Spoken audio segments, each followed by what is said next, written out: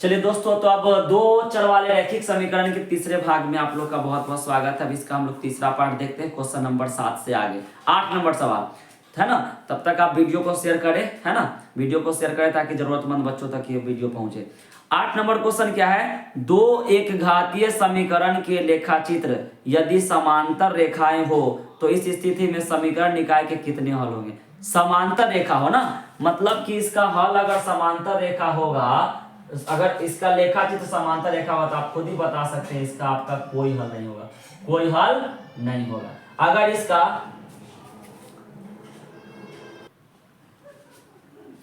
चलिए अब 9 number question हम लोग देखते हैं। 9 नंबर क्वेश्चन, 9 नंबर में क्या है, कोई समीकरण है ax प्लस बी वाई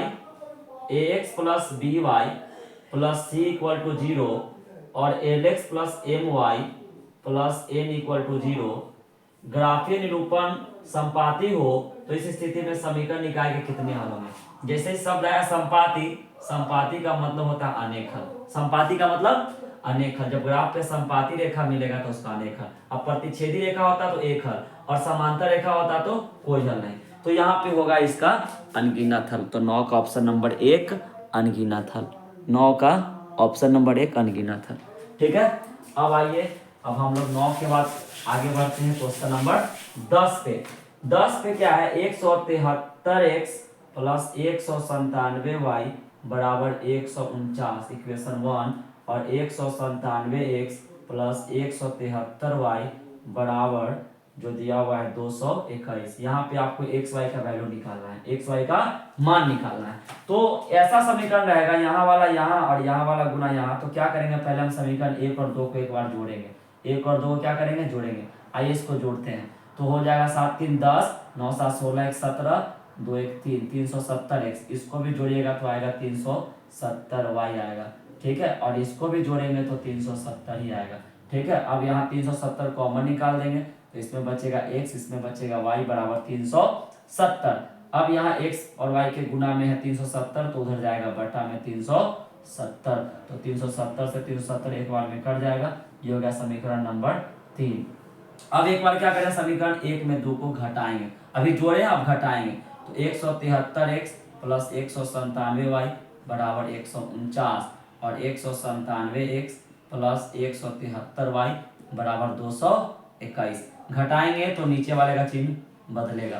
ठीक है, 197 में 173 घटेगा माइनस 24x बचेगा और 197 में 173 घटेगा, प्लस वाला बड़ा इस बार तो प्लस 24y बचेगा और 221 में इसको घटाएंगे तो आएगा आपका माइनस 72, क्योंकि माइनस वाला बड़ा है। अब माइनस 24 निकाल देना है कॉमन, तो यहाँ बचेगा x, चूंकि माइनस कॉमन निकला है तो ये वाला चिन्ह बदलेगा। ठीक है, तो माइनस y बचा। अब यहाँ पे गुना में है माइनस 24 तो उधर जाएगा बटा में माइनस 24। तो क्या होगा, माइनस से माइनस कट गया, 24 से 72, कितना आ गया, 3 आ गया। ये हो गया समीकरण नंबर 4। अब यहाँ पे देखिए समीकरण 3 और 4 कितना सिंपल मिलेगा। बस समीकरण 3 और 4 को आप जोड़ दीजिएगा, कहानी खत्म, एक्स वाई का वैल्यू निकल जाएगा। समीकरण 3 कितना, x प्लस वाई बराबर 1 और समीकरण 2 कितना, x माइनस वाई बराबर 3। अब y से y कट जाएगा, 2x बराबर 3 1 4, x के गुना में 2 तो उधर बटा में 2। ठीक है, तो x का वैल्यू 2 दूना 4, x का वैल्यू कितना आ गया, 2 आ गया। अब x का वैल्यू डाल दीजिए समीकरण 3 में यहाँ पे। ठीक है, तो 2 प्लस वाई बराबर 1 है, इधर प्लस 2 तो उधर माइनस 2। ठीक है, 2 में से 1 गया माइनस 1, y का वैल्यू कितना आ गया, माइनस 1। तो इसका आंसर कितना होगा, 2 माइनस 1। 2 माइनस 1 कौन सा ऑप्शन है, क्वेश्चन नंबर 10 का कौन सा ऑप्शन है, तो 10 का आपका ऑप्शन है 2 1, ये आपका question number 2 minus 1 option number 4, option number 4। अब देखते हैं क्वेश्चन नंबर 11। क्वेश्चन नंबर 11 में क्या है, ये आपका समीकरण दिया हुआ है दो चर वाला, जिसका हल आपको दिया है 2k माइनस 1 और k। तो ये आपका जो हल है, कॉमा से पहले वाला जो है वो x का वैल्यू कहलाएगा, कॉमा के बाद वाला y का, मतलब x का मान दिया है, y का मान दिया है, तो आपको इसमें k का वैल्यू आपको पता करना है। ठीक है, तो x का वैल्यू कितना है देखिए, तो x का वैल्यू है 2k माइनस 1 और y का वैल्यू कितना है, y का वैल्यू है k। ठीक है, तो 10 गुने x, 10 गुने जो x का वैल्यू है रख दे यहाँ पे, माइनस 9 गुने y है तो 9 गुने वाई का वैल्यू के दिया है, के रख देंगे। अब इसको हल कर लेना, एक चर वाला समीकरण हो गया, अपने आप के का वैल्यू निकल जाएगा। 10 दूना 20 के माइनस 10 और माइनस 9 के बराबर 12। तो 9 के में 20 के में 9 के घटेगा, बचेगा 11 के, इधर माइनस 10 है तो उधर प्लस 10, 12 10 कितना 22, के गुना में है 11 तो उधर बटा में जाएगा 11, 11 दूना 22, के का वैल्यू आ गया 2। ठीक है, तो यहाँ पे के का वैल्यू होगा 11 का, के का वैल्यू होगा 2, ऑप्शन नंबर 2 जो है वो। ठीक है, अब क्वेश्चन नंबर 12 देखते हैं। 12 में क्या दिया है, दो चर वाला दो गो समीकरण दिया हुआ है, बोल रहा है के का मान निकालिए ताकि इसका जो है हल केवल एक हल हो, x बराबर 1 y बराबर -1। तो केवल एक हल इसका दिया हुआ है, के का मान निकालना है। तो केवल एक हल के लिए शर्त आपको बस याद रखना है, a1 बटा a2 is not equal to b1 बटा b2, अपने आप के का वैल्यू निकल जाएगा। a1 कितना है 2, a2 कितना है x के गुना में क्या है 2 के, तो a2 हो गया 2 के, b1 कितना है y के गुना में क्या है -1, और b2 कितना y के गुना में दूसरा समीकरण में 7 है। ठीक है, अब बाई क्रॉस कर देंगे तो होगा a2 से 2 कट गया, k 1 जा k, और ये 7 एकम 7, इधर का माइनस उधर भेज देना है। तो क्या आ गया k का value, k is not equal to -7। ठीक है, k is not equal to -7 होगा इसका। ठीक है, k is not equal to -7। ठीक है, एक तो इसका ये तरीका है, और दूसरा तरीका इसे ऑप्शन मैच नहीं करेगा। तो दूसरा तरीका आपका क्या है, देखिए x का वैल्यू 1 दिया, y का वैल्यू -1 दिया, k का वैल्यू निकालना है। तो ये समीकरण 2 में क्या आ रहा है, ठीक है, तो x और y के वैल्यू को हम समीकरण 2 में रख देंगे। तो x की जगह पे 1 रखना है और y के जगह पे -1 रखना है, y के जगह पे -1 रखना है। ठीक है, अब आपका यहाँ समीकरण आ गया जिसमें k का वैल्यू निकालना है, आराम से निकल जाएगा। 2 1 जा 2k प्लस माइनस -7 -5। ठीक है, 7 5 12, माइनस माइनस को जोड़ते हैं तो माइनस में आता है, इधर -12 तो उधर क्या होगा +12, के गुना में 2 तो उधर बटा में 2 होगा।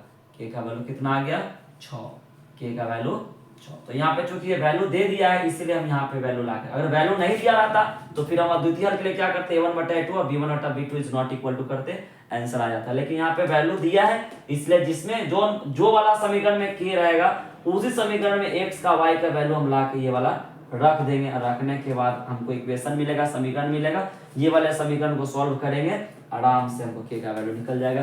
तो k का वैल्यू 6, k का वैल्यू 6 है आपका option number 3, option number 3 k का वैल्यू 6। ठीक है, अब हम लोग देखते हैं सवाल नंबर 13। सवाल नंबर 13 में क्या है, x - 2y बराबर 0 और 3x + 4y बराबर 10। क्या है, x -